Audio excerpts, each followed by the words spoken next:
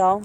I know I've been out of commission for a while, been a little sick, and just took some time off to get some rest and all that stuff. I haven't done a whole lot of reading, but anyway, I am on the Jeffersonville, Indiana side of the Ohio River. It's right across the river from my hometown of Louisville, Kentucky.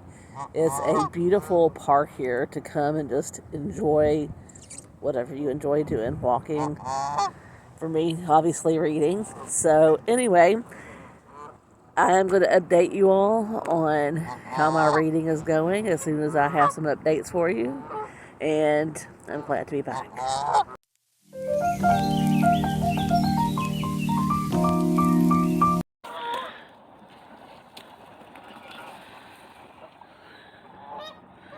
The birds are definitely a little playful today. The geese, the ducks. This is my view today. I am reading Neil Gaiman's Neverwhere, and I'm also listening to The Lion Game by, and why can I not think of her name right now? Anyway, such a beautiful fall morning to be out reading and enjoying myself.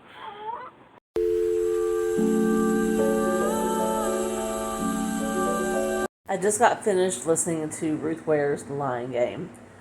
My only complaint about the book was that it had a really slow start, in my opinion, and I thought there were places that went pretty fast.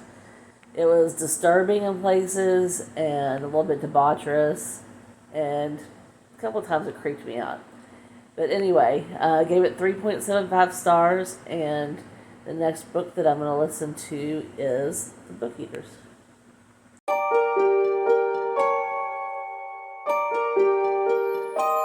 I'm back. I just finished reading The Book Eaters. I really enjoyed this book and gave it 4 stars. The basic premise of the story is that there are 6 families of book eaters. These families obviously eat books to gain information, and their population is dwindling. And I kind of feel like this book is a cross between Inkheart and The Handmaid's Tale. There's a character named Devon who her family is forcing her to get pregnant again so that they can start working on replenishing their population. And she's really not having it.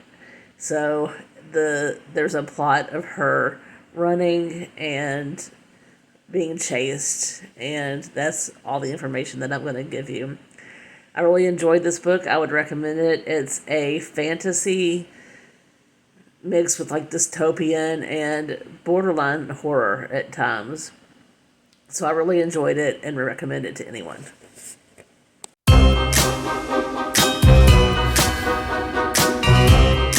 Just finished reading Practical Magic, and to be honest, I was not all that impressed with the book.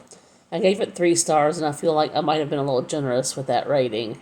I thought the book was slow, and I thought that it really lacked on the supernatural side of things. The basis of the story is that there are 2 sisters. They are witches. They are raised by their 2 aunts, who are witches. And the girls, when they grow up, they originally lived on the East Coast, and one moved to the West Coast. Well, the one who lived on the West Coast drove home with a man, and the man dies in her car. So the rest of the story is the rest of the world trying to find out what happened exactly, and the girls deciding how to take care of what has happened. I think a lot of people like this book. It's kind of one of those things that you either love or hate, although I have found a lot of people enjoy the movie way better than the book. So, hot take, but it is what it is. Like I said, generous 3 stars. The next book up is Chasing the Boogeyman.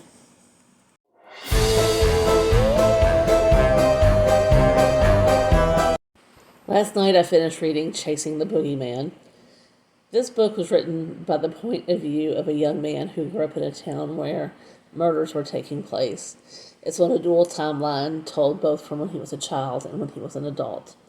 My major complaint about this book was that each chapter contained what I would call bullet points, where the author chose to write several paragraphs under the guise of numbers.